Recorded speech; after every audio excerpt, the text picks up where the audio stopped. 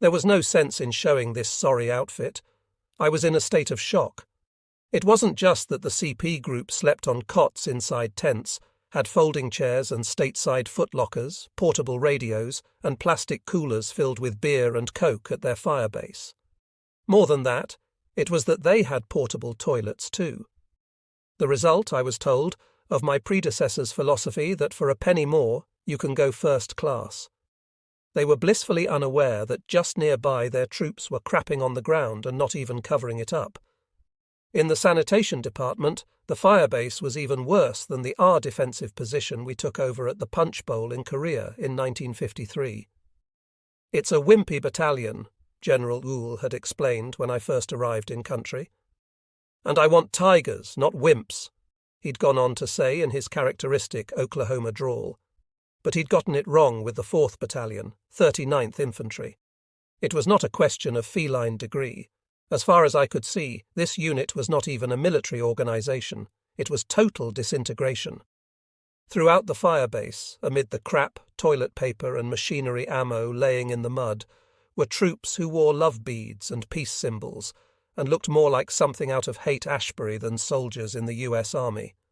All were low on spirit, and a few were high openly on marijuana. There was minimal security. Few men carried or cared for their weapons.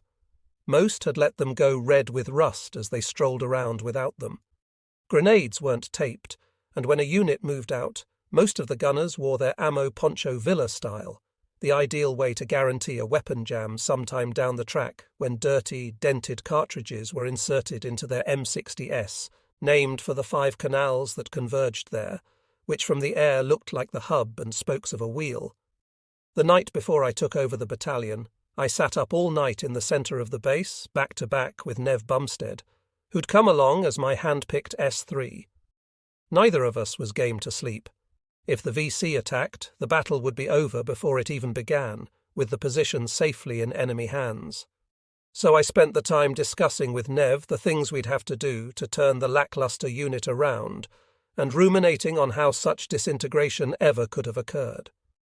It would be fair to say that my own on-the-ground observations did not exactly reflect the spirit, morale and devotion to duty among the personnel in Vietnam that CG now 4-star General James W. noted and wrote about to Chief of Staff Westmoreland less than a month before during his whirlwind 9-day trip to the war zone. W. told the chief that the almost universal opinion among those he'd spoken with was that the young officers and EM being sent to Vietnam were indeed properly prepared for combat, both by training and mental conditions. One would have thought that W., who as DCSP had been so shocked by the results of our friendly fire study and so helpful in implementing change, would have been somewhat more discerning. Though his memo to Westmoreland was unknown to me at the time, I wonder how that January 1969 finding would have gone over with the parents of the drafty replacement in my battalion, who about 4 days after I arrived set up a clearly marked claymore mine backwards in front of his position, heard something in the night, and blew his own head off. What a mistake it was to listen to the generals of corporate HQ, who were briefed only in zero-defect terms, and so far from the cutting edge, expected nothing less. It was among the biggest mistakes of the war. The politicians only listened to these generals, and these generals to themselves. Few people asked the frontline soldiers, the only ones who really knew. After 9 days on the ground in Vietnam, W. had been able to offer Westmoreland the informed opinion that the war had already been won militarily, and what was left appeared to be a mopping-up operation. I do not believe, W. continued, that in the current situation the enemy has the capability to more than harass us. I did not find a division commander who disagreed with this conclusion with respect to his own tactical area of operation. As I waited for dawn at the 39th Firebase, I considered the harassment my new command had been on the wrong end of for the past 6 months. Whatever the name one ascribed to it, it had gutted the unit both physically and emotionally. According to the old-timers, they had not met the enemy at all, yet they had taken tremendous casualties. When I arrived, the tally board, Dish pronounced Dick, was one of many names that had evolved for the enemy, told a grim story. A tally board battalion operations sergeant, Jerry Slater, had been tasked to set up to keep track of casualties. The board read, "Rockets, mortars, booby traps, and friendly fire were responsible for these tragic figures." With the rifle companies usually operating at 50% of their strength over 6 months, those faceless menaces accounted for the equivalent of 100% casualties in the unit. No wonder morale was lower than whale crap. The following day, I took over the battalion from Lieutenant Colonel Franklin A. Hart in a parade field change of command in the middle of the Mekong Delta. What kind of war had I gotten myself into, I wondered. A perfectly starched General Yulee was there, having flown in for the occasion in his polished chopper. There were other brass too, and photographers, the American flag, and the battalion colours, which were ceremoniously passed to me. All this before the cesta of soldiers I'd ever seen. Incredibly, none of the generals or colonels seemed to notice the slack condition of my new charges or their positions. Despite Yulee's earlier remarks to me, or those of the 1st Brigade CO, Colonel John P. Gazzi, who told me the 39th was the worst battalion he had, Frank Hart would still receive a Legion of Merit for his job well done with the battalion. It was hard to believe that as late as 1968, the Army was still bringing in lieutenant colonels looking for their first CIB. As one battle-wise battalion officer and friend put it, that was the story with Hart. While men like Gib Gibson, so eminently qualified for command and who cared to do nothing else, couldn't get in the troop leading door, it seemed to me as if water walkers like Hart, gay 21st in his West Point class, he'd been General Westmoreland's aide and would be again, could transparently get their first and only combat command ticket punched, and even win 3 silver stars and a Legion of Merit, while their ditch boards remained blank and their soldiers' morale wasted away. Finally, General Yulee and the other guests flew off, and the battalion was mine. I thought of Colonel, later Major General, Numa A. Watson, my trust regimental commander, and of the time when I was a corporal and my squad was acting as a battalion CP for a command post exercise. Our job was simply to feed canned information via radio to the regiment in the troops' manoeuvre designed to train the regimental staff. But in the middle of it, Watson came by and said to me, "You're running a fine battalion here, Colonel." He was just playing with me, of course, but being called Colonel was such a thrill I never forgot the word.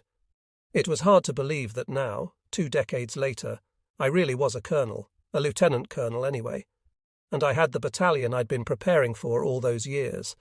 Little could I have guessed that whipping it into shape would require every bit of knowledge I'd gained in the interim. From the outset, I realized that to make this unit an effective military force, I'd have to implement about 1,000 changes. So I figured we'd start with 5 a day. Little things, basic things like wear your steel pot, clean and carry your rifle at all times, and ammunition will not be worn Poncho Villa style. My first order was that come darkness, the fire support base perimeter would pull back 300 metres. The troops instantly began to grumble at this, but it was the next order that really began the mutinous feeling within my hard-luck outfit. "Anything you can't carry 24 hours a day," I intoned, "is gone on the next chopper. Goodbye tents, CS, rucksacks and footlockers." The bitching and moaning began in earnest as piles and piles of junk mounted at the LZ to be whisked away by Chinook, but I didn't care. I wasn't there to have them like me. By midnight, as per my instructions, the battalion was dug in new positions with security out. A short time later we were hit with a barrage of rockets and recoilless rifle fire, but most of it fell on the old positions. When I got on the horn and called for artillery, I was surprised to find that I was very nervous. Command is not like hopping back onto a bicycle, and after 2.5 years away from it, I was rusty and actually scared I'd screw up. But then I heard a guy, later to be identified as Lieutenant Larry Taylor, who worked in the S3 section, running behind me to his defensive position. "He's a mean son of a ... but he knows what he's doing," Taylor said as he ran, and I knew I was back. The following morning, Bob Press, the ABO's first sergeant and our shared 101 days, whom I'd nabbed for my sergeant major in the 39th, reported he'd already noted a big decrease in the bitching as he toured around the perimeter. It hadn't gone unnoticed by the troops that there had been no casualties the night before, where, in Press's estimation, at least 20 would have been headed for hospitals or zipped up in body bags had they been sleeping on CS or even just above ground. So I won a few hearts and minds the first night, but none too many. For the first month I was with the unit, I refused to crack a smile, and by constantly demanding professionalism from everyone, just about everything I did pissed somebody off. I did some wholesale firing of personnel.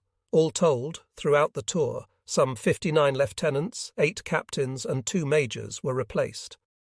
Following the "there are no bad units, only bad officers" philosophy of General Cleland, and after a few days I heard petitions had started going around the companies stating that, in protest, the men weren't going to go out on missions anymore. Fortunately, I was cut some slack in at least one quarter.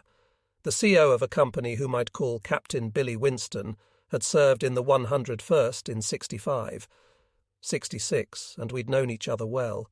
So he brought his guys together, told them I might not be perfect, but I wasn't that bad, and they ought to give me a chance. The bounty on my head, which ranged from $800 to $3,500 depending on whom you talked to, was also fairly easily dismissed. The first I heard of it was when General Euler, of all people, got the word and came to warn me. He said he was going to infiltrate some sea people into the company to ferret out the ringleaders of the plot. Meanwhile, he strongly suggested I ease up on the troops. I wasn't going to ease up and told the general so. Besides, there was a simpler way to call Bravo's bluff.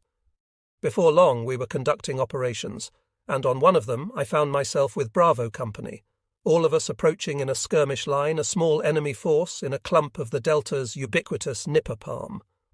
A fight seemed imminent, and since my experience told me that soldiers in a firefight are generally too busy, too scared, and place far too much faith in their leader's ability to get them out safely to knock him off, I felt it was a perfectly perilous opportunity to make Bravo crap or get off the pot. So I moved up well in front of the advancing skirmish line, with my back an easy target for even the sorest rifleman in Vietnam. I was right. Thoughts of wasting the battalion commander were forgotten as the little fight heated up. Working together with a common purpose, we killed a few VC in exchange for not a single B Company casualty, and I don't think I heard much about a price on my head ever again. The men of the 39th had no unit identity and no pride in themselves. As a first step toward rectifying this, I decided to call my hard-luck battalion the Hardcore and the troops Rondo, the latter being the nickname of the 1st Brigade, 9th Division, of which the 39th was a part.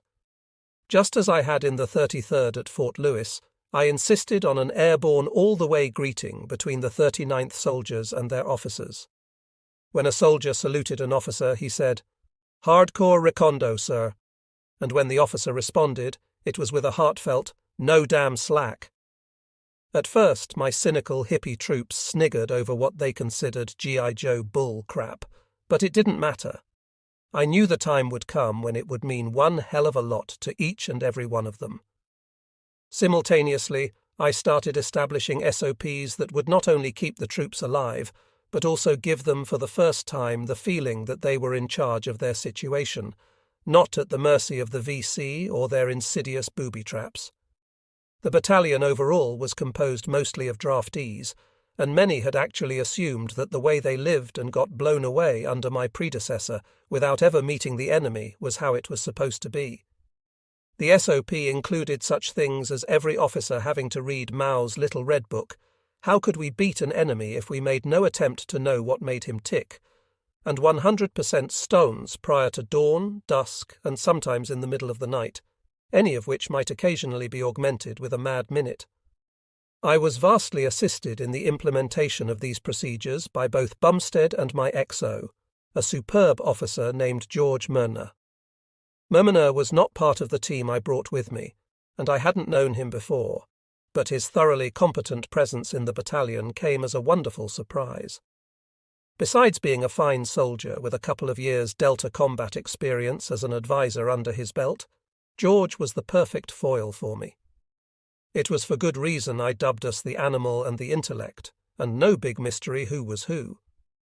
While Bumstead, Munner and I worked 20 hours a day in an effort to get the officers and troops in the field up to scratch, Sergeant Major Press went back to Dong Tam, home of the 600-acre 9th Division base camp, to sort out the battalion rear area.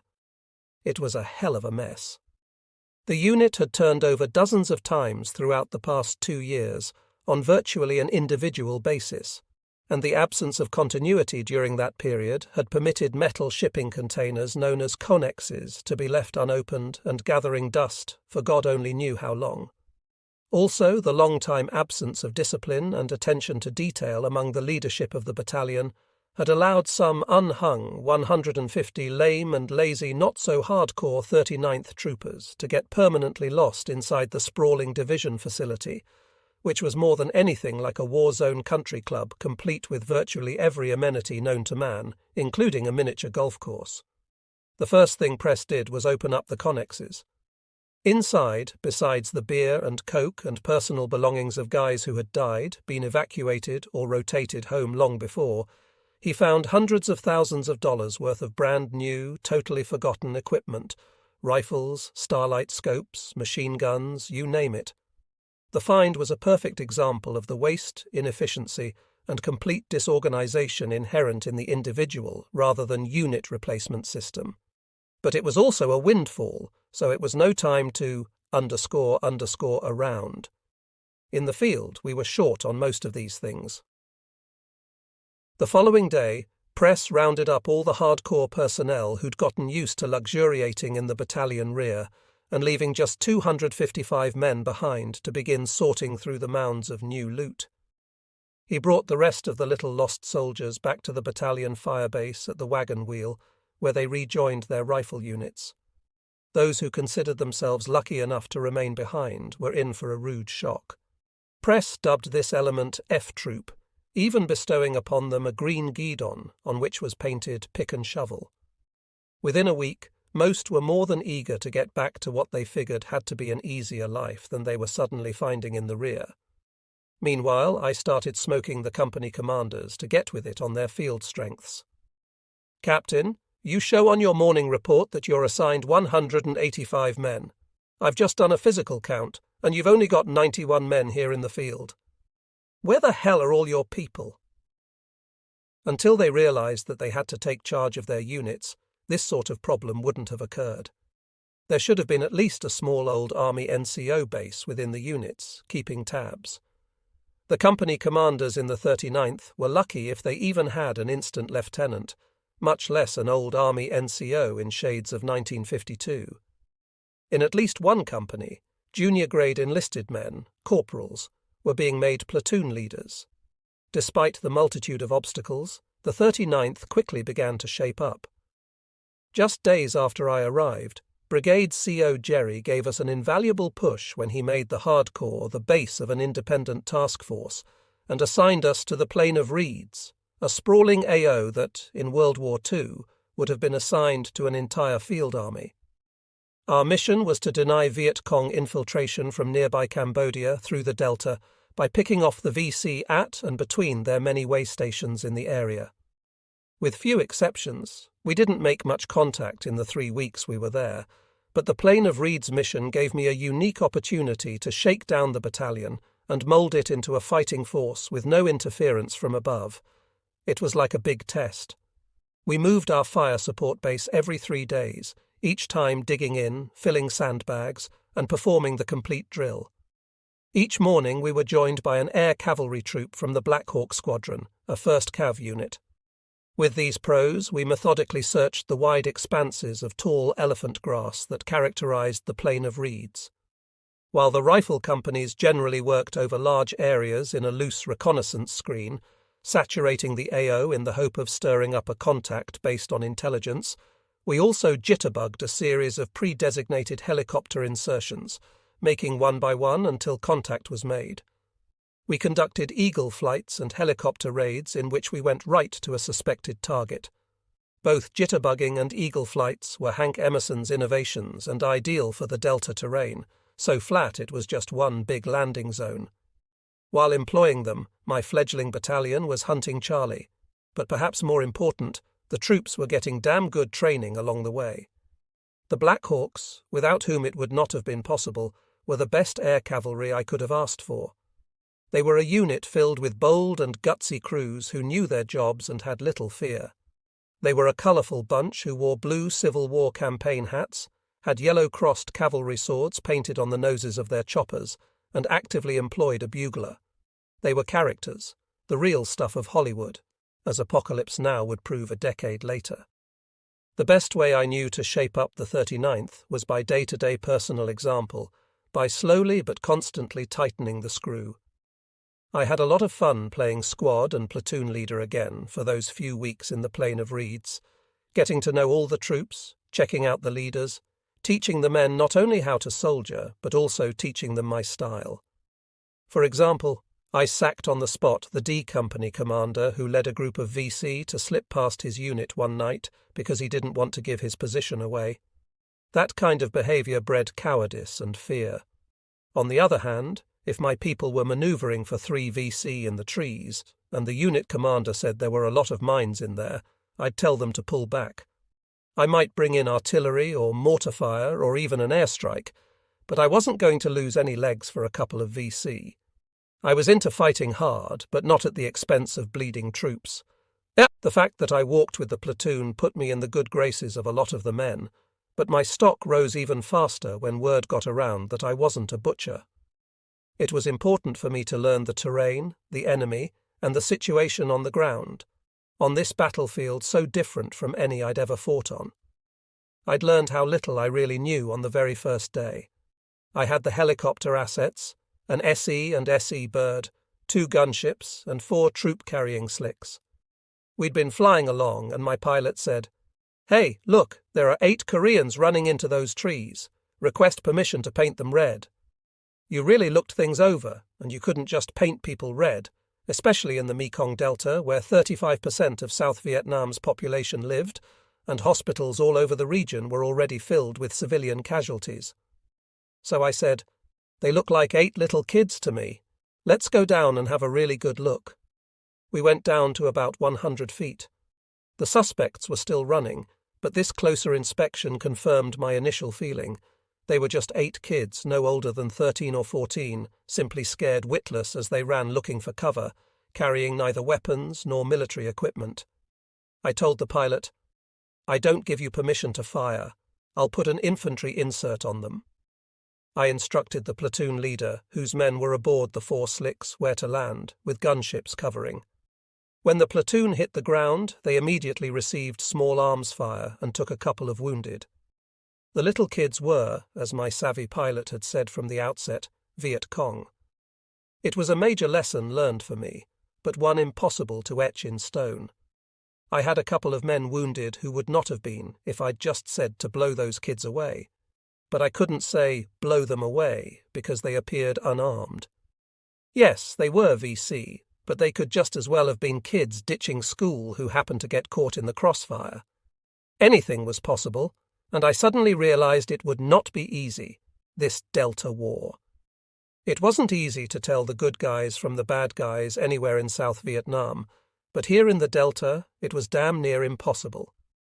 The AR-15, the precursor of the M16 I'd given the thumbs down to back at Campbell, was still the Air Force's survival weapon. It was a light, small kind of prestige item. Frank Hart had carried one in the 39th, and when I took over the battalion, he'd offered it to me. It was a nice gesture on his part.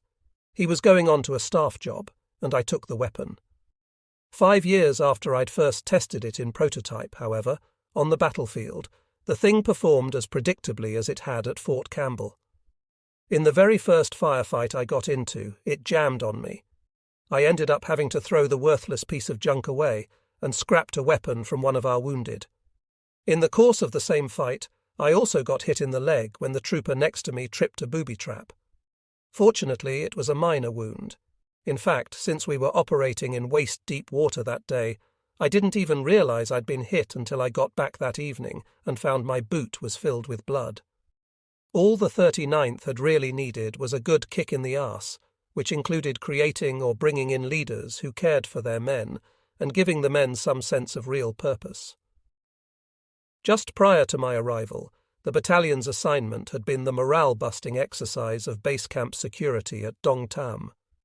Other than being made fools of by the local VC, there wasn't much to it, explained Bob Lacey, a fine shake-and-bake squad leader in a company who represented the best of the NCO candidate course and all I had hoped it could produce.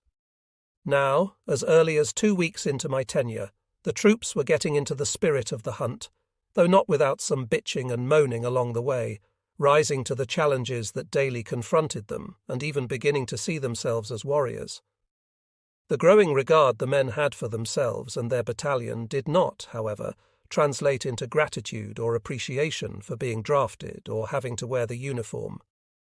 If I'd thought that for even a minute, it was dashed the day I noticed one of the RTOs in Slater's operations shop had the letters ST printed boldly on his helmet cover in 2-inch high letters.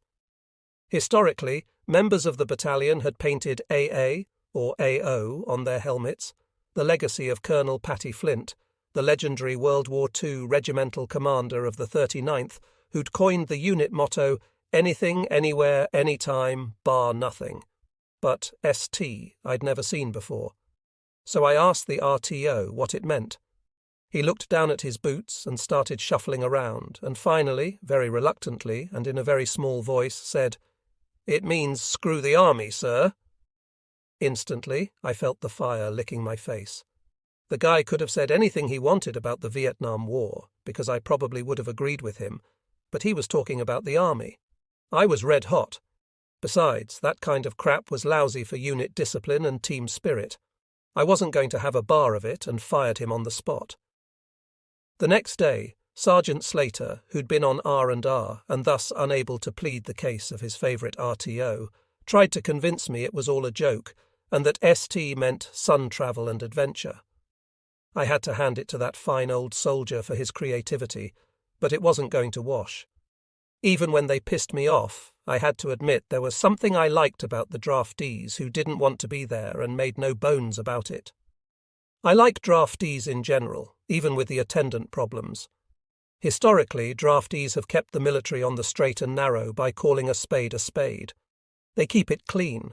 Without their careers to think about, they can't be as easily bullied or intimidated as regulars. Their presence prevents the elitism that might otherwise allow a regular army to become isolated from the values of the country it serves. Draftees are not concerned with the reputation of their employer, the army. In Vietnam, they happily blew the whistle on everything from phony valor awards to the secret bombings of Laos and Cambodia. A draftee citizen's army, so much a part of the history of America, is an essential part of a healthy democracy, one in which everyone pays the price of admission. Hardcore 6, this is Apache 6. We've sighted damn near a naval convoy headed south, about 40 sands loaded with troops and supplies. We're taking them under fire. It was good news. A short time before, as I'd released the air cav troop for the night, I'd told the troop commander I wanted him to sweep down the Mekong River from the Cambodian border on his way back to his base, in case Charlie was hoping to get a head start on his nocturnal wanderings. The commander hadn't been too happy about it. It had already been a long day. But my hunch was correct, and now he had a good fight on his hands. It was dark by the time I coordinated air assets with brigade and headed by chopper toward the contact area. By then, the cavalry had broken off, having exhausted both fuel and ammo, but they'd done some serious damage in the meantime. With Apache 6 reporting numerous rocket hits, several secondary explosions, and a number of sands sunk, the remaining sands had gone to ground. All I had to go on to find the contact area in the pitch-black night were the grid coordinates the cavalry had given me. I studied my map under the aid light in the chopper, cursing the delta, which looked the same wherever you went, and myself for never having mastered map reading at 2.5 miles per hour, let alone at 100 miles per hour. Then I looked out the door, and there, suddenly right below me, was an exact replica of the objective area I was looking at on my map. Just the right crisscross of canals, the same curve in the Mekong River. "This is it," I told the pilot, who was naturally struck by my great nighttime navigational sense, unaware that it was blind luck. It was an ongoing joke among my old friends that the only reason I was so successful at finding and fighting the VC was that I was always lost and stumbling into Charlie in the most unlikely places. "Good map reading, stud," radioed Garazi, who was over the target area above me in his CNC. "You're a real ranger now. Pile on."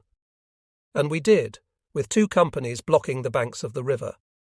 At first light, the VC had flown the coop, but they'd left behind their large sunken sandpans, complete with probably 30 tons of resupply, enough goodies to keep a VC regiment going for a month. In a period where contact was infrequent, this was a bonanza. "Your lash-up's beginning to act like a parachute battalion," Hack Gachi radioed his congratulations. "Tell them I think they're stacked." I loved working for Gachi. He was a fine commander who gave me maximum support, not just with assets but also in my efforts to get the hardcore trained up and fighting well. Gachi was a real leader and soldier's soldier who knew how to tap the spirit of men. He knew how to prepare them for combat too.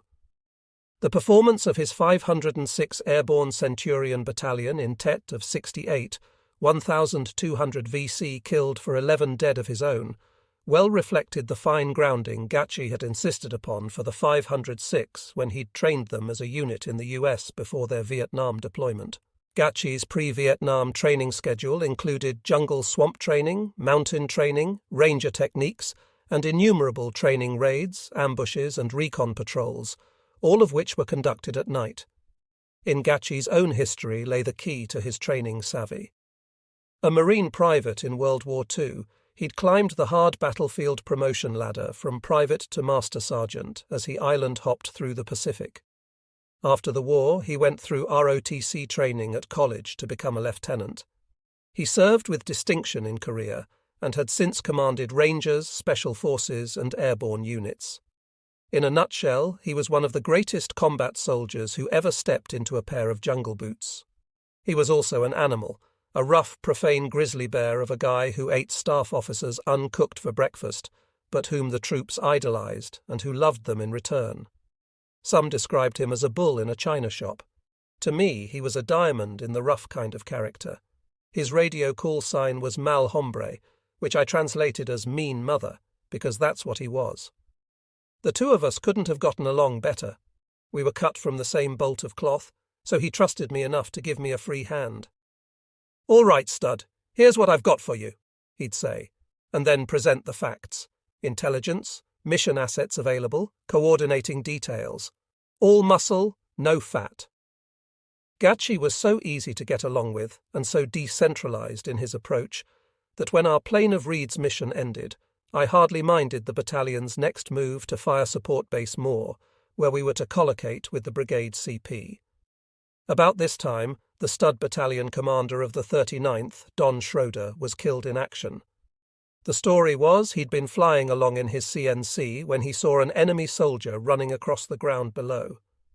Schroeder, an old 502 man whom Hank Emerson had brought with him to the 9th Division, was a daring, super-confident, seemingly indestructible kind of guy. It was only natural for him to decide to dive down there and scoop this VC up. The only problem was that he was so intent on his prey that he didn't check out the area first. He just went down, jumped out of his chopper, chased the guy into a tree line where he thought he'd nab him, and ran into a couple of squads of VC waiting in ambush. He died. I'd known Schroeder since the 101, and I'd spent a week with him in his battalion doing OJT before I took over the hardcore. He was a great soldier and leader, and his death kind of took the fire away for a few days. The two of us were a lot alike. What he did was something I, too, could easily have done. It's easy to forget you can get over daring. May 1st, 1969. Dear Ward, recently we had an absolute screwball for a brigade commander, an engineer. He was not in the least concerned with reducing casualties and doing things the right way. He wanted only instant glory. He threw troops all over the battlefield without concern for the contingency of getting into deep crap. I fought him vigorously and would not allow him to jeopardize my units. Luckily, he was not here long enough to rate me, or I'd be washed up. His name is Ira Hunt. Watch for him. He is another inevitable general, and, in my judgment, twice the phony. A few days after the hardcore moved to FSB Moore, a strange voice using Malhombre's call sign started issuing orders directly to my engaged companies on my battalion command net. This was something that just wasn't done, and he actually sounded so strange that at first I thought it was a VC playing games. "I don't know who you are, but you sure as hell ain't Malhombre," I said. "I advise you to get off my net. It's seriously obstructing my command and control." The voice immediately informed me that Yassi had been evacuated, and that I was, in fact, speaking to the new commander of the 1st Brigade, Ira Augustus Hunt Jr. Hunt also happened to be the division chief of staff. "All right, Malhombre," I said, "but if you have instructions for me, give them to me on your brigade command net, which I'm monitoring, and get off my internal net so I can fight my units." "POA, smoke, I'm coming to see you," he responded, now on the brigade net at least. Before long, a spit-polished chopper landed, and outstepped my new CO, Ira Hunt. He was a tall man, handsome but turning to fat. He looked very much a soldier, all fitted out with a rappelling rope, trench knife and grenades, like John Wayne in the Green Berets, with only the perfumed Prince touches being the starch in his perfectly faded fatigues, his spit-shine shoes, and the sleeves of his shirt, each rolled up exactly 5 times, ending in a precise 2.5-inch roll. "Hackworth," he said, "Colonel Yassi's gone back to the States on emergency leave. I'm the interim brigade commander until a replacement comes in. Meanwhile, you will do what I say and when I say it. Just stay off my battalion command net." I replied, "I will not allow you or anyone else to deal directly with my units." Fortunately, someone came along and ambushed the conversation before it could heat up to shootout proportions. Of all the bad luck, this was the second time a colonel of engineers, he wasn't even an infantryman, had been given command of the brigade. The first had been when Emerson got shot down, and the scuttlebutt I'd heard from round 1 was such that, well, he was no Emerson. As one of my companies was still in contact, I turned my attention to them. Hunt snapped that we'd talk later and ran, like a real warrior, back to his chopper with a horde of assistants close behind. The interim brigade commander promptly forgot my warning about speaking directly to my companies on my battalion net.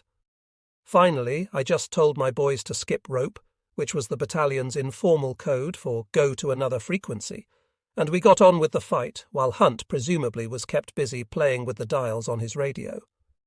It didn't take a sixth sense to realize serious trouble was brewing. The potentially disastrous situation between Hunt and me was made even worse by our presence at FSB Moore as Brigade HQ. This was Hunt's home, so we were under his continuous supervision. When intelligence indicated that the fire support base might be mortared, for example, I put the word out to my commanders to make sure everyone slept under cover. But one element apparently didn't get the message, and when the fire base was hit, this unit took 3 WIAs. The minute the news got to brigade, 2 lines away from the battalion concern, Colonel Hunt came roaring into my CP. "Why weren't those men under cover?" he demanded. The company commander said there was a breakdown in communications, Colonel Hunt. A couple of guys just didn't get the word. "This is your responsibility," Hunt shrieked, and proceeded to dress me down as if I were a plebe at West Point during Beast Barracks and he were a first-classman. The basic gist of his rant was that I was incompetent and should be relieved. Though no one in the world got away with talking to me the way he was, I held my temper by concentrating on his mouth and calculating at what point it would begin foaming. I wasn't going to fight him and give him a reason to relieve me, at least not yet. The east side of De Tuong province was serious booby-trap country and a hell of a place to fight. 2 days after the mortar incident, as we went into the field, I reminded my commanders not to allow their units to be lured into a wood line by a fleeing Viet Cong, only to find themselves knee-deep in mines. The 39th had the chopper assets that day. The assets were shared among the brigade's 4 battalions, so we generally had them every 4th day. We began methodically searching the AO throughout the exercise.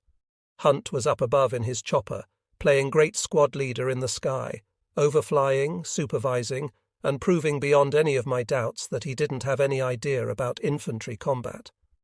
As one of my company commanders later put it, he had no concept of reality on the ground. He was the kind of person who'd be telling me to move much faster when I was waist-deep in mud, and it was physically impossible to do what he wanted me to do. He was aggressive, but he was aggressive from his seat in his helicopter. The whole morning passed with no contact, and Hunt met me on the ground where my chopper was refueling. "You're not making enough inserts," he said.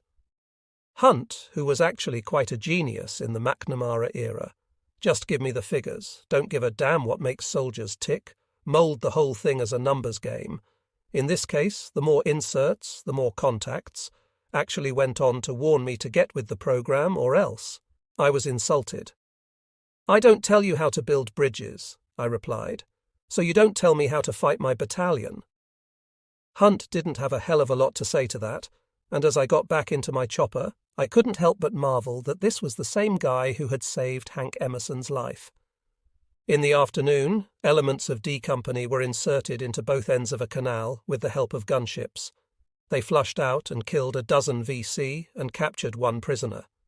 It was a good start for the new D Company commander, ex-327 Tiger Dennis Foley, whom I'd recruited for the hardcore team and who'd taken over his command just a few days before. Now Dennis reported mines and booby traps in the contact area as thick as fleas. I told him to break off and head for a pickup zone, while Captain Emile Chum Robert, my magnificent artillery LNO, as well as my DEAO, Deputy CO, S2, and S3 expediter of all things operational and all-around right-hand man, peppered the trees with artillery and organised the Air Force to put in a napalm strike. But then Hunt piped up on the radio, "I want the area swept." At this time, I had only just begun to make progress getting the powers that be to recognise that a field full of VC mines and booby traps, however primitive the device was just as deadly to life and limb as the minefields of World War II and Korea. In wars past, you didn't go headlong romping and stomping around in minefields if you valued your life, or ordered your men to if you valued theirs, and certainly not just to look for bodies to count. So there was no way I was going to send my infantry into this minefield now, but I couldn't tell Hunt that. My intuition was he'd use my refusal as an excuse to relieve me. "He refuses to fight the enemy," Hunt would say. "General killed 12, captured one, and ran. No fighting spirit, sir, no fighting spirit." So instead I just said, "Roger on that. I'll go down and brief the commander myself while I pick up the prisoner." I told Foley to squat right where he was, but to dummy radio traffic as though he were moving because I knew Hunt would be monitoring our net. With that, I took the prisoner back to my forward CP. All too soon, Hunt landed as well, lumbered over to me, and launched into another of his incredible tongue-lashings. Hunt was a real bully, abusive and demeaning, and I was getting it as if I were a brand-new shavetail right off the boat. "Pursuit! Pursuit!" he screamed. "That's what war is all about. You don't win by bugging out." "Colonel Hunt," I said as pleasantly as I knew how, "I'd like you to look at this prisoner D Company picked up. You know, sir, I think he's top brass. Just look. He's got smooth hands and feet. Look at his neck muscles. He probably hasn't carried a thing for the last 10 years. And look at those intelligent eyes. You know, sir, I wouldn't be surprised if this bastard were a general." In an instant, Hunt forgot about inserts. He forgot about monitoring my radio. He forgot about sweeps. There, before his eyes, was 98 pounds of instant glory. Imagine the first Viet Cong general captured in the war, captured in the command of Ira Augustus Hunt Jr., West Point engineer. "You know, you might have something there, Hack," Hunt said warmly, newly friendly, like a used car salesman about to close a deal. He eagerly disappeared with his spoil of war. Interrogation would prove that the general was, in fact, a lieutenant with no intelligence or career-enhancing value for Hunt at all. but the ruse at least let my men keep their legs and got the great squad leader off my back for the rest of the day. By day's end, D Company had killed some 30 VC and captured one general before releasing the assets. I put the battalion in 3 company-sized ambush positions, which, over the next 3 days, while the choppers were rotated to the other battalions and we were foot mobile, would serve as the nuclei for small recon, combat and ambush patrols. Bone-tired, I got back into my chopper and headed off to FSB Moore. As soon as I landed, Nev Bumstead ran onto the helipad. "Thought you should know, boss," he said. "Colonel Hunt ordered me to dispatch some ambush patrols along the MSR. He thinks the VC will be hot and heavy tonight." It was the end of '69, and Hunt had already told me he expected a replay of the previous year. The rage started building. "Did you do it?" I asked. "Had to," Nev replied. "You weren't there, and he wasn't going to wait around." I was livid. Hunt probably thought since I'd obediently eaten crap all day, he could now start issuing orders to my squads and through my S3, a staff officer. Yet in the army I came from, senior officers did not break the chain of command, and staff officers never issued an order unless it was first approved by their immediate CO. These were cardinal rules in a unit, ones that preserved its command and control. I stormed past Nev into the TOC, cancelled the patrols, and then had Nev inform the Brigade S3, a good man named Major James Musselman. Within minutes, a raging bull in the form of Colonel Hunt came barrelling in. "Hackworth!" he bellowed. I interrupted. "Colonel, I think we should step outside." I wasn't going to talk to him in front of my men, particularly not if I ended up punching him out, a scenario I would have dearly loved. We stood by the heavily sandbagged entrance of the TOC. "Colonel," I began, "you've been on my arse all day, just generally screwing me around and screwing things up. You don't issue orders directly to my subordinates, and I'll be damned if you think I'm going to take your crap." "Let me remind you, Hackworth," Hunt said, "that I am your brigade commander, and you are being insubordinate." "You can pull rank all you want, Colonel, because no matter what you are, you're not a soldier. Even if you do stick your nose into everything as if you know what you're doing, I could relieve you." "Yeah, well, go ahead," I replied, "because before the sun sets tomorrow night, I'll be commanding another battalion and another brigade and another division right here in Vietnam. But if I leave this battalion, I promise I'll take you with me, Colonel. I'll only be pushed and bullied so far." I was so angry I could have killed Hunt then without a moment's regret. He must have read my thoughts because he soon retreated to more secure territory. Only after he'd gone did I discover a more concrete reason for his withdrawal. Throughout my tirade, I'd unconsciously been pounding my fist again and again into a rugged sandbag on the edge of the toque, until the nylon cover had ripped and the bag caved in. Dust came pouring out, and time passed. Little by little, my rage began to settle. Then I was informed I was wanted at brigade. I felt an inner stab. I knew Hunt was going to relieve me, but on his own turf and with his own eyewitnesses. With a heavy heart, I walked over to the brigade CP. Most unexpectedly, the first thing I saw was Hunt pacing back and forth in front of a bank of radios. From the sounds of the radio transmissions, I knew someone was in a hell of a fight. From the worried look on Hunt's face, I knew who was getting the raw end of the deal. "Colonel Hackworth reporting, sir," I said, snapping a rigid salute as I came to an even more rigid attention, using the formality most uncommon on the battlefield as a form of insubordination. Unfortunately, on this occasion, it went unnoticed because Hunt had troubles on his mind. "Colonel," he said, pointing to a map with what seemed to me barely controlled hysteria, "we put a LRRP team in here. They're in real trouble. Their insert chopper has been shot down. They're on the ground, surrounded, and they've taken heavy casualties. 16 WIAs out of 18 men." So what? I thought to myself. It's your problem. I'm not your own personal Houdini. "I want you to take my loach," Hunt continued, "and go up and see what we can do." "What do you mean, we?" I demanded, snapping out of my internal rebellion. It seemed to me the reason those LRRPs, pronounced LERPs, were in trouble was that Hunt hadn't followed proper deployment procedure. Normally, a division LRRP team was attached to the battalion in whose AO it was to be employed. Then the battalion commander controlled its insertions and took care of the team with, say, a backup reaction force ready to launch if the LRRPs ran into the slightest difficulty.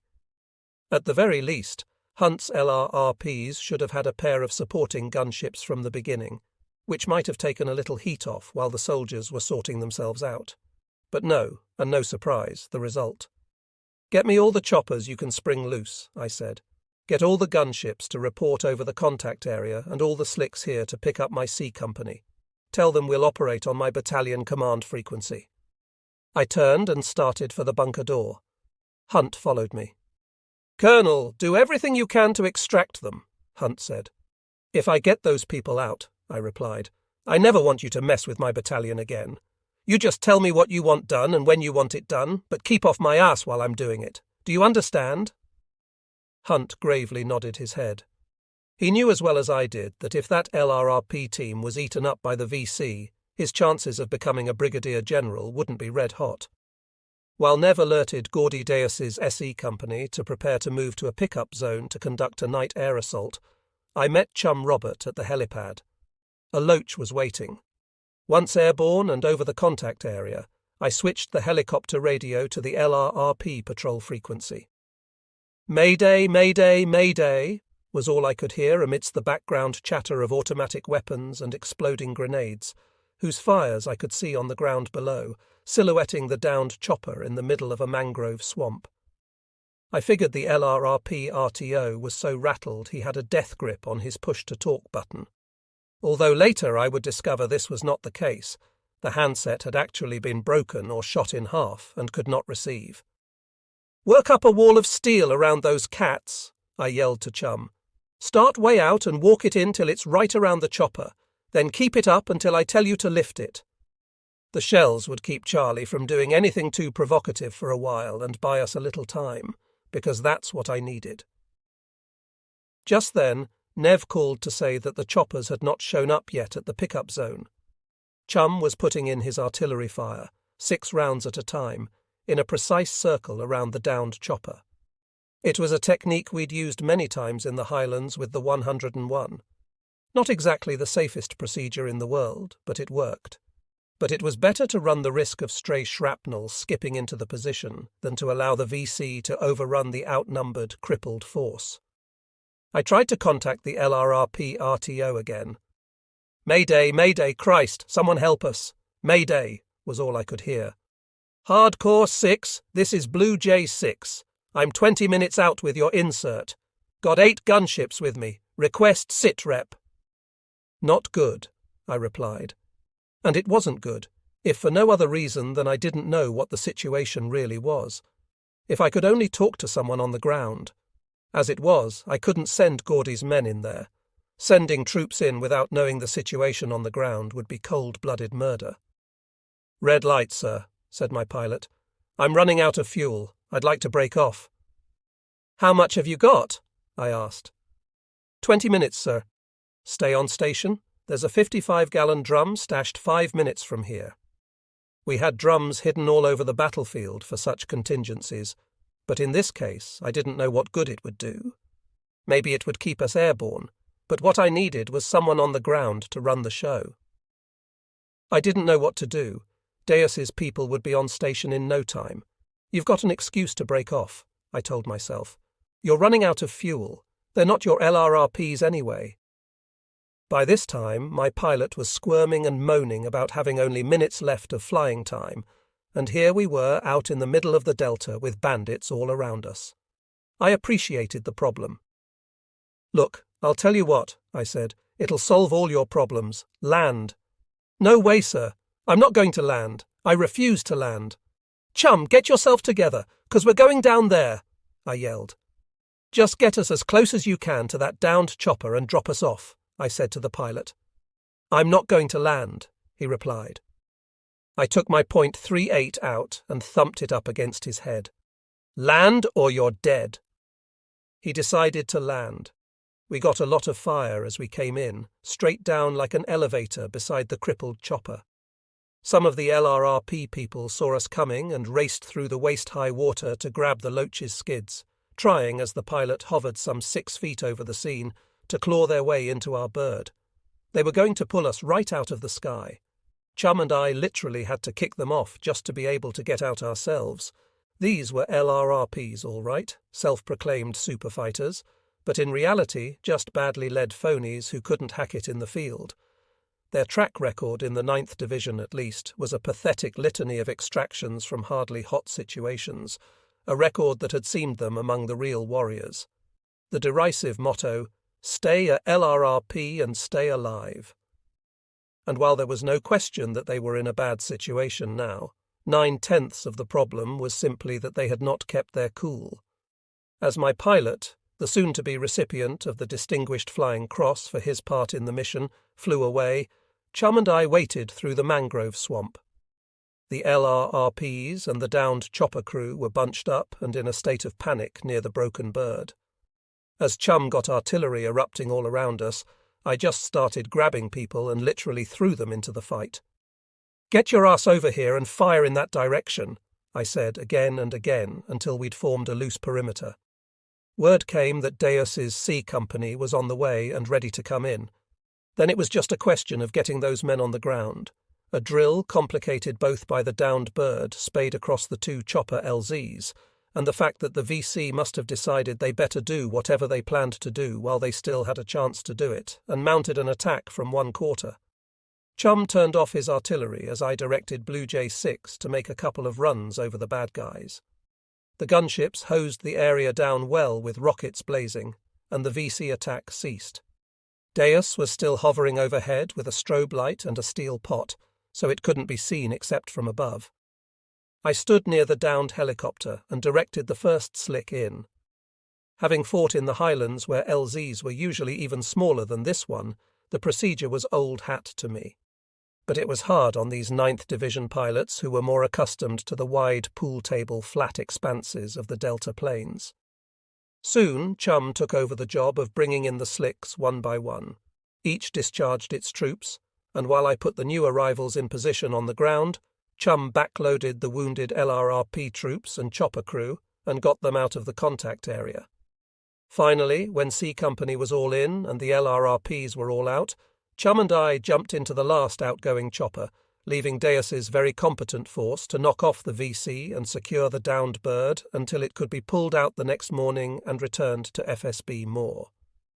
The LRRP extraction was without a doubt the biggest risk I took in my life, and probably in Chum Roberts' life as well. Never before or after that night did I go into a situation totally blind, without even one clue to help me calculate the odds of my success or even my survival. And though I like to think it was dedication to duty that forced my hand, it might just as well have been ego. The ego of a guy who everybody knew always made touchdowns and just refused to fumble. Now, the legend dictating to the man part of it too was surely to prove to Ira Hunt that I was 1,000 times the soldier he could ever dream of being.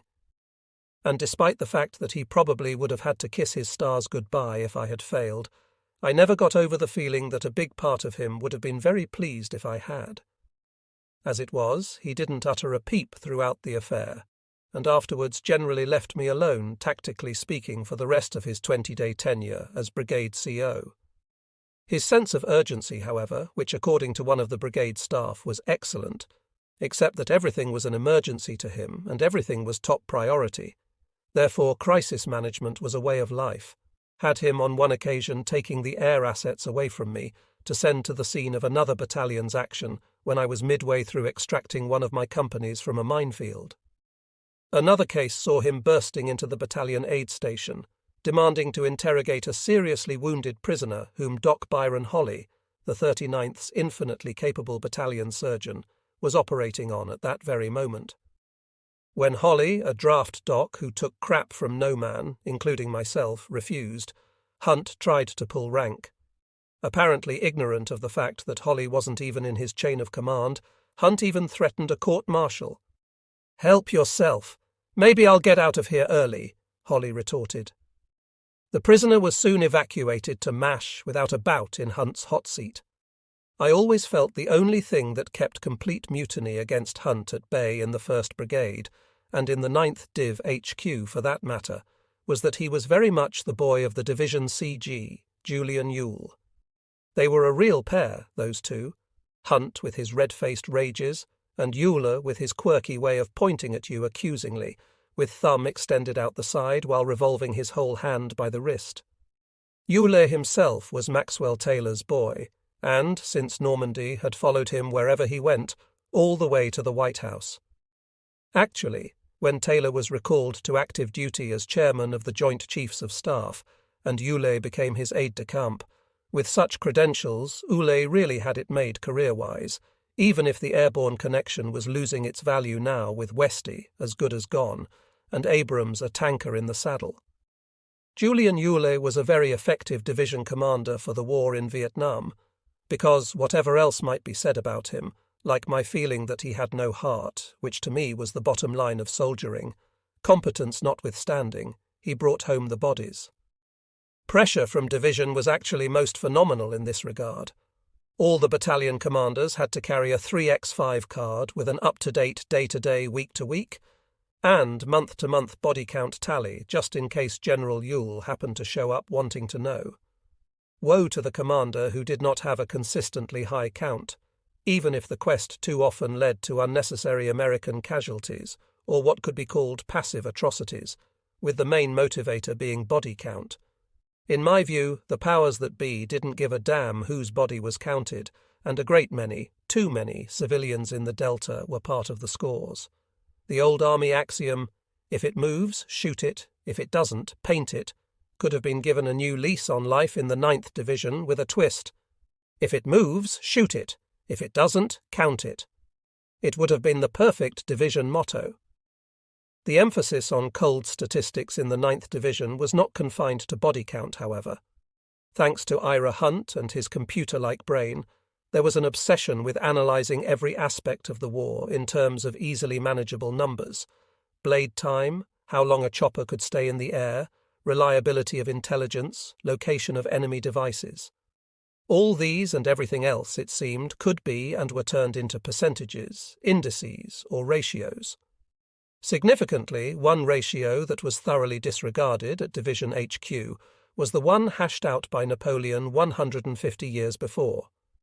The spirit is to the material as 3 is to 1. But for body count, there didn't seem to be any priority among these varied statistics. At division briefings, the emphasis on, say, the number of troops down with immersion foot would be no greater or less than the emphasis on the number of U.S. savings bonds sold to the troops, or the amount of U.S. labor used on civic action projects in the AO. It was all the same. This did not make the whole picture look any less impressive, however, and I always thought that was a big reason Ewell was so enraptured by Hunt and so eager to advance his career.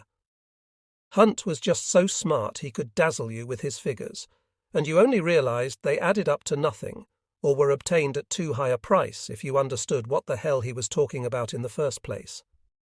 Statistically, he made the division look unbeatable, which made Ewell look pretty damn good himself. In March 1969, the Hardcore left FSB Moore for digs of its own. Our mission was to establish Fire Support Base Dickey from scratch on the western edge of Duong Province, an area known to be teeming with Viet Cong. I told Division there was just no way my Hardcore troops could operate out of a base called Dickey, and finally got them to agree to change the name to Fire Support Base Danger. The site for FSB Danger was just one of many flat, muddy rice paddies on a wide, characterless plain just off Highway 4. The division engineers brought in a couple of bulldozers and, with one of my rifle companies providing security, began to push the earth up to produce a 4-sided sodden mud fort. At one stage of this work, one of the dozers uncovered the decomposed body of an enemy soldier, complete with an AK-47. I happened to be standing right there, looking on with a number of my troops. I jumped down into the hole and pulled the AK out of the bog.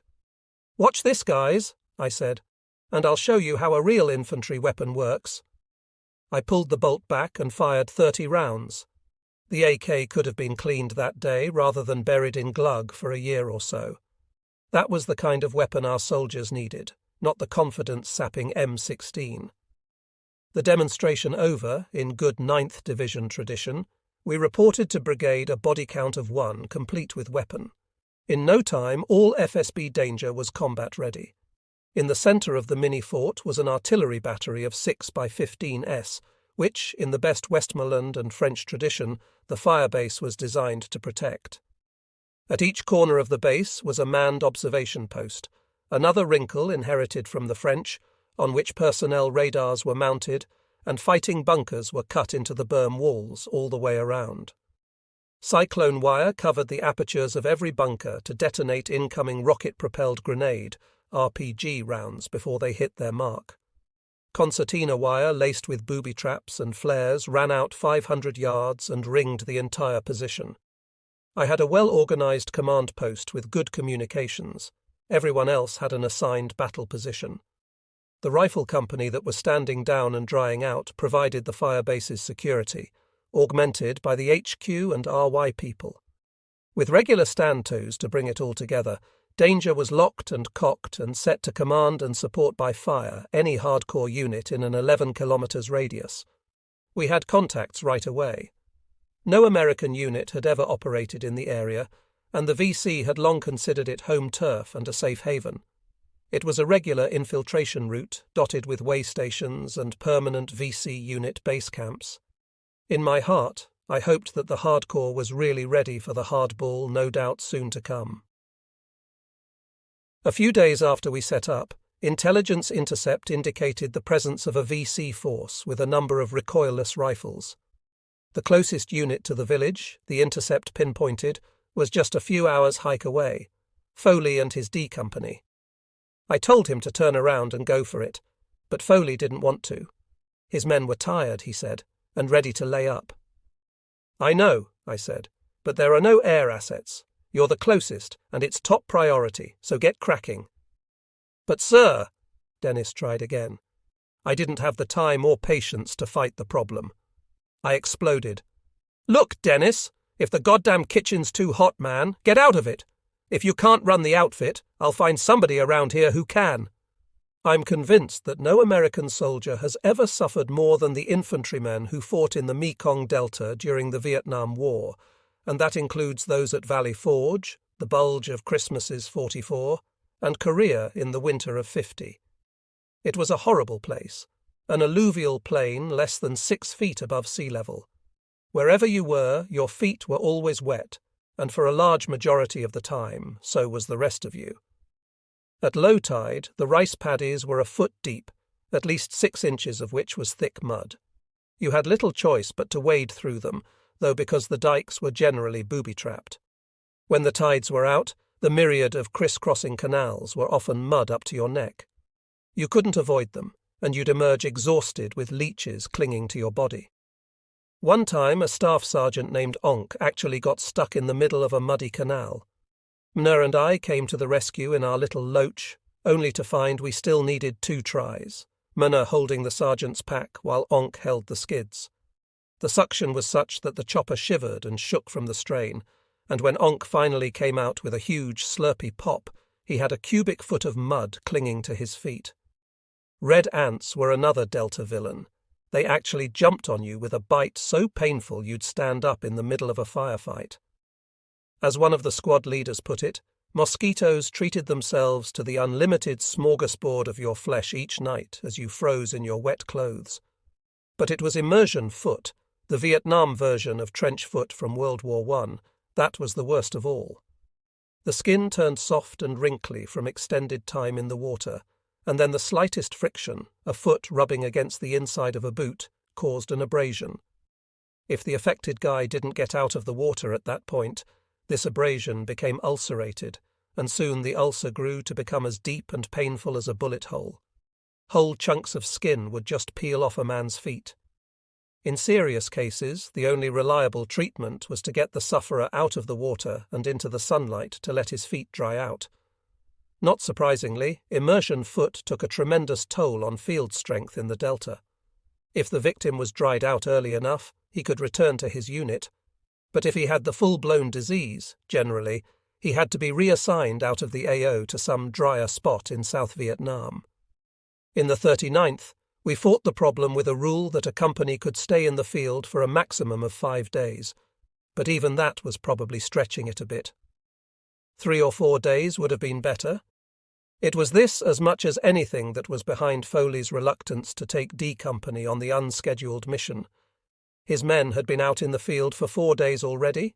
If he didn't bring them in soon, he could lose them all.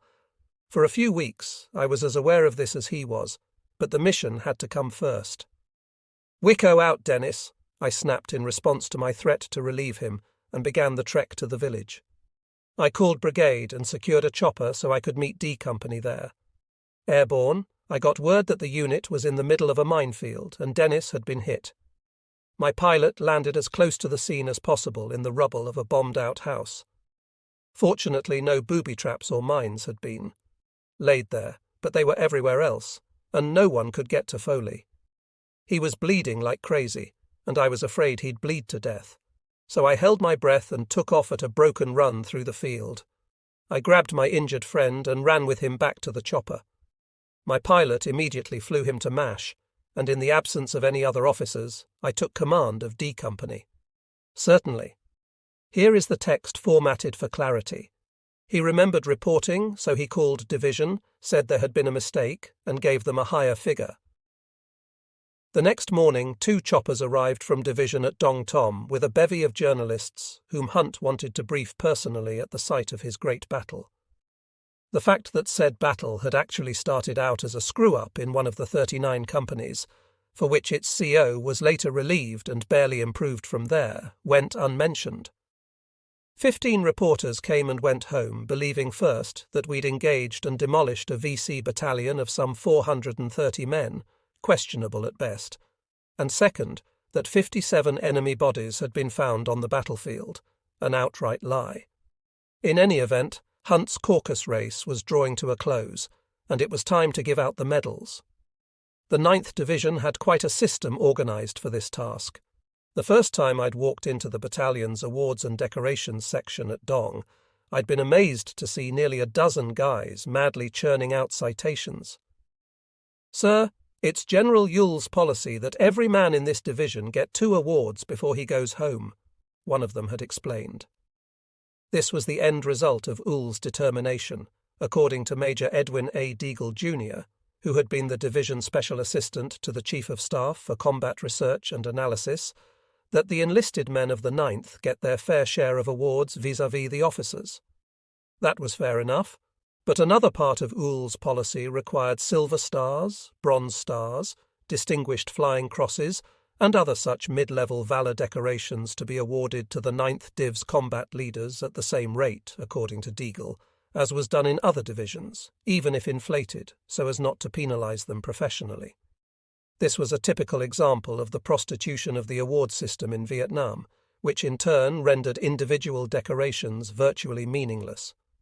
The blind enthusiasm of the awards and decorations machine actually netted me a silver star in the 9th Div for an act I did not perform during an action that occurred after I left the 39.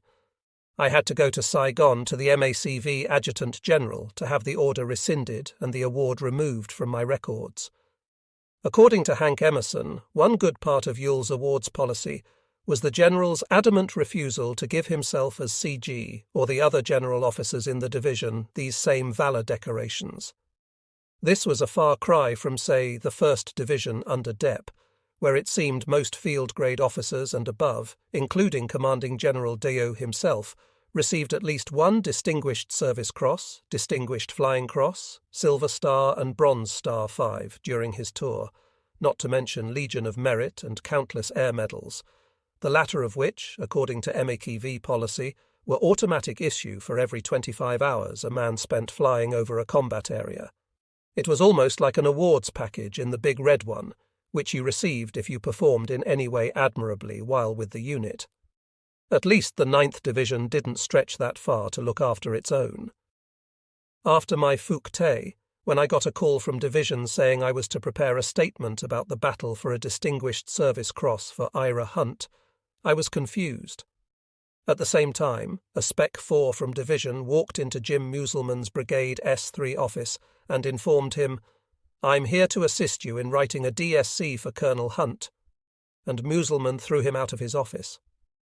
I was left alone, and to my knowledge, Hunt went without a Valour Award for the operation. 6 weeks later, I was told to report to Hunt at division. The Chief of Staff even sent his personal chopper to pick me up from danger. When we met, it was alone with no witnesses, and it was all let bygones be bygones stuff. The many head-on confrontations we'd had throughout his stint were, to Hunt at least, forgotten. He handed me a draft paper he called The History of the Battle of Thainan Phu, a historical report that he, members of his staff, and a P taken by ARVN subsequent to the events of 11th to the 12th of March, but who had been at my Phuc Tay, had put together. I really couldn't believe what I was being asked to read.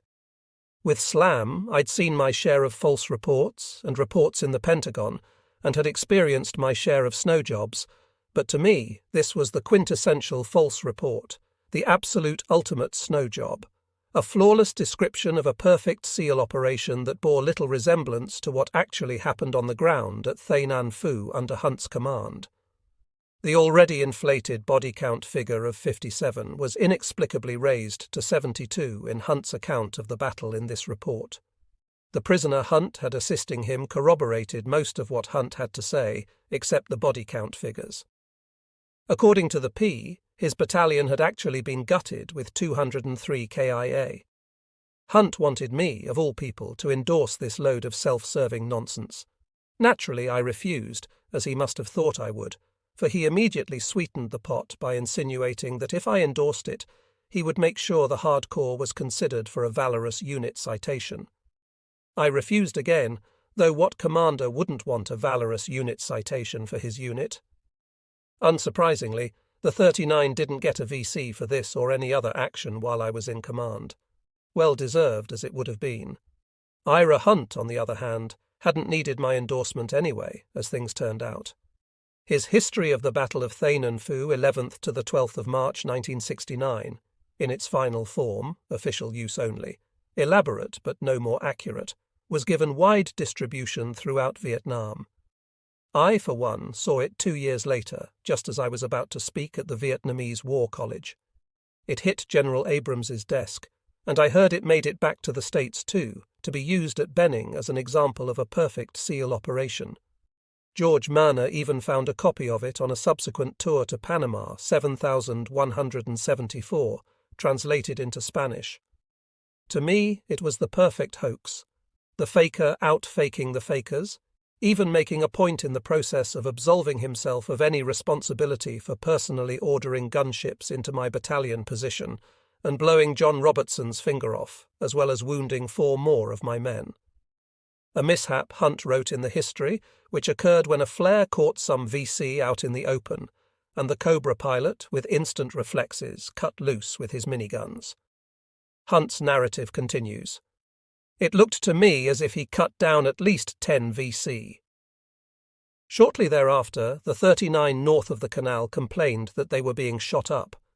The prisoner, who validated so many of Hunt's claims and whose own account made Hunt's report, in Hunt's own words, an historical document of some significance, because the opportunity did not arise too often for such an exercise, was nothing if not an eager accessory to Hunt's deception. I'd been too busy fighting my battalion to pay much attention when word filtered down from Dong that a Viet Cong had been taken who'd been at my Phuc Tay. So I didn't know that the method of interrogation this prisoner, derisively nicknamed Superb by members of the division staff, underwent had him sitting around the Chief of Staff's office at division headquarters, being treated like $1,000,000 and being wined and dined on ice cream from the general's mess. It sure beat being shot at, and little wonder the P knew just the right things to say. But to me, probably the saddest part of the Battle of my Phuc Tay and the historical report that came out of it was the conclusion of the powers that be when the opportunity arose 2 years later to re-examine the fight and the bogus zero-defect report that was being used as a bona fide teaching aid in Vietnam, the US, and God only knew where else. That the account of the Battle of Thainan Phu, while perhaps not entirely accurate, cannot be considered a false report. Such an understanding of the less-than-perfect candid and honest, particularly in a West Pointer and a general officer, which Hunt was at the time, was a first in my army experience. In any event, in the middle of March 1969, Hunt went back to division, and the brigade he left behind collapsed from exhaustion, immersion foot, overexposure, and abuse. Then we got up gingerly, licked our wounds, and tried to regroup. It was the second time this had proved necessary. Old-timers of the brigade said Hunt had crippled the unit when he'd been put in charge after Hank Emerson was hit. In the month until Jerry arrived, maintenance of soldiers and equipment had become non-existent. The brigade was shot, and it took weeks before anyone was really operating at full speed again. As a result, these were not the happiest weeks for the new brigade commander, John Hayes. When he'd first arrived to OJT with Hunt for a few days before taking over, apparently both Hunt and Uhl had told him that if he didn't get as high a body count as Hunt was achieving, he wouldn't be with the division long. Now, as the brigade limped along, not making a lot of great contacts as it tried to heal itself, Hunt was right. Hayes was saying things like, "When I was skipper, the brigade was really performing," and asking what was wrong with Hayes that under him the unit wasn't doing a damn thing. Fortunately, throughout this period, the hardcore was still providing Hayes with a good solid body count every day through our well-established, highly successful sniper program. The sniper capability in Vietnam had been Hank Emerson's idea, born when we were in the Pentagon together. Hank had gone to Fort Benning and gotten half the Army Marksmanship Detachment assigned TDY to the 9th Div in Vietnam to have them train-selected old reliable troops as the division snipers, who would then be farmed out to units in the field. When Hank got shot down, the program basically collapsed. So when I got to the 39, it was just a good idea waiting to be exploited. I wanted to develop a strong sniper capability on the battalion level, so I brought my guys back after their training at the excellent Division Sniper School, outfitted them with sniper rifles and starlight scopes, and put them up in the 4 observation towers of the firebase. A good sniper could drill your teeth with one of those scopes if you were unfortunate enough to be picked up walking along on a night patrol. In conjunction with the small infantry radar system Gary had brought into the brigade, which could locate by blip any and all personnel approaching the concern still outside the starlight scope's range, we began to get good numbers on the old ditch board. The only problem was that once Charlie realized, we'd learned to pierce the night somehow. Charlie didn't come around anymore. It was the way he was with everything. Whatever magic formula the Americans came up with, be it APCs, choppers, people sniffers, hydrofoils, or electronic fences, once Charlie figured out that whatever we were up to was bad for his health, he just stopped playing the game, at least until he came up with a countermeasure. McNamara's fence across the DMZ, for example, cost billions, and was about to be more or less abandoned because the enemy simply scooted around it, as any professional soldier knew he would, through Laos and Cambodia. When the 39 started doing tremendous damage to the Viet Cong outfits in our AO, and no matter how they tried to outfox us, we were too organized and too alert to fall for it. They simply rethought their situation and returned to a very old practice. They packed about 300 pounds of explosives into a box, put it on a catapult, not unlike those used in medieval times to crash into an opponent's fortress, and in the middle of the night flung the device over our berm. I was sleeping in the corner of the Connex we used as our battalion TOC when the device exploded. I was hurled to the top of that tin box, bounced off a couple of times, and was then kind of propelled through the door. It would have levelled the CP, killing me as well as a number of the snipers who were wounded as they slept in a bunker nearby, but for a 2 one-off-ton water tanker that was fortuitously parked between my CP complex and the outer berm and which took the brunt of the blast. I had to hand it to the Viet Cong. They were like little ants struggling with a crust of bread. They never gave up, and nothing wore them out. Meanwhile, they had stopped playing ball with our snipers in the observation towers, so we needed a new gimmick. I called in Larry Taylor, an OCS drafty lieutenant and nice Jewish boy from New York, who'd found his niche as the sniper boss. I told him my problem and asked him to think about the idea I had to put snipers on choppers. In short order, Night Hunter was born. 2 snipers and 3 helicopters, a slick and 2 gunships, made up each Night Hunter team. The choppers flew in blackout, with the slick just a couple of 100 meters off the deck, its sniper passengers lying prone in the back, checking out the crisscrossing delta canals and trails with starlight scopes. The gunships, meanwhile, hovered about 500 meters overhead. If the snipers saw the enemy below through their scopes, they and the slick's door gunners would take them under fire with weapons loaded with tracer rounds. This showed the gunships exactly where in the pitch-black night the target was, and in turn the gunships would hose the area down. The slick could also drop Air Force flares to light up the contact area, and a reaction force was always ready and waiting at the firebase if a target justified piling on from the outset. Night Hunter was incredibly successful, with scores of dead VC and no friendly casualties at all. Guerrilla, who was still in command when the program began, loved the idea and the results, and made sure Tola, who as Night Hunter 6 was in charge, got the assets every night. After one particularly fruitful nighttime outing, Guerrilla even ordered everyone who'd participated to his office at 0700 to give each one an award. While it was true that most of our greatest successes were in the first few weeks before Charlie realized we had something magic in the sky and began to be more careful how he moved, for me, Night Hunter was the first step in my quest to turn off the American stage lights. We would no longer be the counterinsurgents who, like actors on a well-lit stage, gave all their secrets away to an unseen, silent, and ever-watchful insurgent audience in a darkened theatre. Instead, we would approach the battlefield and the war as our enemy approached it, and, in so doing, begin to out-guerrilla the guerrilla, out-G the G, as I hammered it again and again into the men of the hardcore. To this end, from Night Hunter evolved another role for the snipers, this one in daylight. In the early hours of the morning, 2-man sniper teams armed with sniper rifles with silencers and smokeless ammo, an M79, and a radio would be inserted around the battle area by unescorted slicks. Under a Hessian camouflage cloth, positioned feet to feet on their bellies, these guys would lie on the ground in the middle of bandit country waiting for something to happen. If they saw a half-dozen VC coming toward their ambush, they'd start with the last guy and pop them all off one by one. If the enemy was spotted nearby but going in the wrong direction, away from the ambush, the snipers would just call for artillery or airstrikes to drive them into range. As with Night Hunter, the daytime sniper program was tremendously successful. The result of it all was that the snipers, like the tigers before them in the 327, became my pets. I called them my little babies and showered them with attention and recognition for their contribution to the battalion's effort. I even gave them their own uniforms, camouflage a la tigers with the added touch of black berets with a red recondo patch sewn on.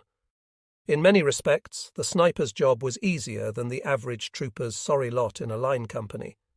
The snipers didn't have to slog through chest-deep mud of the paddies for days on end, or constantly be on the lookout for killer booby traps. But what they did, especially on the daylight operations, took an incredible amount of guts, and I admired them for it. The psychological element of the job couldn't be dismissed either. The high-powered sniper scopes brought the enemy visually within arm's reach, a connection between the hunter and the hunted that most infantrymen were spared. A certain constitution was required in a sniper, especially when among your targets could be women or young girls. This was the case for Larry Taylor. One morning, as he surveyed a group of 6 dead VC he and another sniper had taken at a creek bend, he told me, "I turned my scope on this one, and it was a girl. All I could think was how beautiful she was." It was just another strange element in a strange and difficult war. The snipers were just one among many ideas I was experimenting with to make the 39 a real guerrilla battalion. Even before Hunt left, I'd implemented some changes, and by the time Hayes was firmly in the saddle, the reorganization was almost complete. The basic concepts behind my changes were that men, not helicopters or mechanical gimmicks, won battles, and that the only way to defeat the present enemy in the present war at a low cost in friendly casualties was through adopting the enemy's own tactics, i.e. outgeing the G through surprise, deception, cunning and mobility. This was where helicopters came in handy, not as a magic panacea, but as a vehicle to move men quickly into battle. Imagination and familiarity with the terrain, and in the end our unbeatable firepower would always turn the tide of battle in our favour. To use that hammer least wastefully and to its fullest effect first required the basic skills of men. Each hardcore company specialised in a particular facet of guerrilla warfare tailored to our needs. Alert and Claymore companies, formerly Alpha and Charlie, were my ambush elements. Long range and short range were Battle and Dagger, Bravo and Delta, respectively. Battle had the Vietnam-era luxury of airmobile assets when they were available to the battalion, while Dagger moved almost solely on foot. The new configuration offered maximum flexibility for me as a commander, and the specialisation of roles well compensated for my soldiers' overall low skill level. It stood to reason that if a company did just one thing all the time, be it ambushes or eagle flights or whatever, it wouldn't take long to become truly professional at it. Not only did the changes improve the overall success of the battalion, but they also did wonders for individual and team morale. For the first time, the soldiers really knew what they were doing, where they were doing it, and why. John Hayes was behind the new hardcore 100%, despite the fact that I delivered it to him more or less as a fait accompli. Hayes was a great officer and an old friend from as far back as Germany when he was a captain in the 10th Special Forces Group at Bad Tolz, and I was trying like hell to get out of the hotel business and into his organisation. He had 4 attributes that made him a perfect CO for this particular war. He had a great appreciation for the cutting edge, having fought in Korea for 3 years as a recon platoon leader and a rifle company commander, and been wounded 4 times. He'd already spent 4 years or so in Vietnam, so he had a basic understanding of the Viets and the war itself. Having been commissioned as an armour officer, his tactical orientation from the earliest days of his career was for shock action and flexibility, which is what I was into and what guerrilla warfare was all about. In addition to having formed and trained the 1st Ranger Battalion in the Vietnamese Army in 1962, Hayes had a lot of G experience of his own in Southeast Asia with the Special Forces Apache and Project Delta teams. Unlike Garazi, who was a dynamic charge airborne kind of guy, John Hayes was a quiet, careful, methodical and introspective soldier, just like the guerrilla enemy we were tasked to fight. He had, as an added bonus, a keen understanding of the enemy mind. He was a good man whose belief in his country and his duty as a soldier would ironically guarantee he wouldn't make general. Though promoted below the zone to colonel in 1968, when he turned down attendance to War College 2 years in a row, he was told by the chief of the colonel's division that he'd reached the end of the line career-wise. Apparently, general officers didn't take kindly to people who considered continued involvement in a combat position in Vietnam more important than going to War College, but that was still in the future. In March 1969, Hayes and John Paul Vann, 2 men I respected enormously, Vann being without a doubt the most knowledgeable American military or civilian in and about the war in Vietnam, both agreed that my guerrilla battalion configuration was the best innovation that could have been effected at that stage of the Delta War. That kind of confidence behind me certainly added to my own, which itself grew daily as the hardcore moved from strength to strength. One tremendous blow in the middle of it all, though, was the night 2 platoons of D Company were attacked in their own ambush position by a VC element that we conjectured later had been watching them all day. The company was completely asleep at the switch, and its casualties were close to a score dead and wounded, including the new company commander. I was both heartsick and totally humiliated that this had happened to one of my units, and just thankful that my boss was Hayes, a warrior who accepted, probably better than I did, that this sort of thing happened in war. I turned the remains of Dagger Company over to Captain Ed Clark, whose cherubic face belied his guts and nerves of steel. In the days to come, he brought the unit back to strength both physically and in their heads, which was even more important. The rest of the hardcore, meanwhile, though sobered by word of the debacle, picked it up as a lesson learned and didn't look back. The esprit of the unit was growing stronger every day, a combination of all numbers of factors, not least of which were the battalion's steady kill rate, and the fact that the old reliable 9th Division newspaper and Stars and Stripes were beginning to write up some of the hardcore exploits.